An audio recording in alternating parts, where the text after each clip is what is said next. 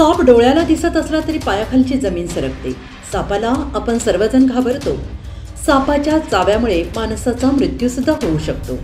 भारतात फक्त बोटावर मोजण्या एवढ्या सापाच्या जाती विषारी आहेत. मात्र तरीही दरवर्षी सर्पदंशामुळे आपल्या देशात हजारो लोकांचा मृत्यू होतो आणि यामुळे आपल्यापैकी अनेकांना सापाची भीती वाटते. जंगलातील अनेक बलाढ्य प्राणीसुद्धा सापाला घाबरतात.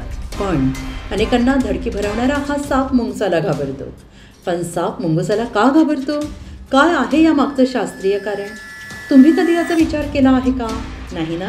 मग आज आपण याच संदर्भातील सविस्तर माहिती जाणून घेण्याचा प्रयत्न करणार आहोत. साप मुंगसाला घाबरण्याचं काही शास्त्रीय कारण जाणकारांनी नमूद केलं आहे.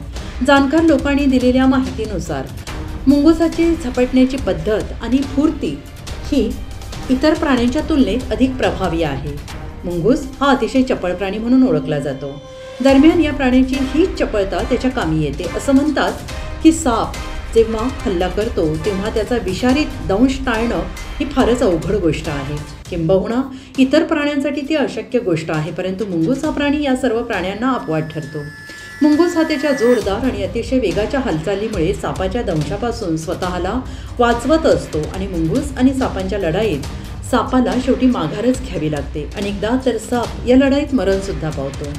आणि यामागचं आणखीन एक शास्त्रीय कारण म्हणजे मुंगुसाच्या शरीरात सापाच्या विषाच्या विरोधात लढण्यास मदत करणारे काही घटक असतात. तज्ज्ञ लोकांनी दिलेल्या माहितीनुसार मुंगुसाच्या शरीरात काही रिसेप्टर्स असतात जे की इतर प्राण्यांमध्ये दिसत नाही आणि या विशेष गुणधर्मामुळे सापाने चावलं तरीही त्याचं विष मुंगुसाच्या शरीरात फारसं काम करत नाही. म्हणजे मुंगूस सापाच्या दंशापासून सुरक्षित राहतो. पण काही वेळा सापाच्या दंशामुळे मुंगूस मरूसुद्धा शकतो. मात्र अशा घटना फार क्वचित घडत असतात. दरम्यान मुंगुसाची शिकारीची रणनीती ही सुद्धा फार अचूक आणि उत्तम असते. तो थेट सापाच्या डोक्यावर हल्ला करून सापाचा शेवट करतो. अन्न साखळीमध्ये साप कोणाचा तरी भक्षक आहे आणि कोणाचा तरी भक्षसुद्धा आहे आणि त्यामुळे सापाच्या DNA मुंगुसाबाबत भीती प्रोग्राम झालेली असते आणि एका प्रकारे हा एक सायकोलॉजिकल दबाव सापावर असतो आणि म्हणूनच विषारी सापसुद्धा मुंगुसासोबतच्या लढाईत हारतो.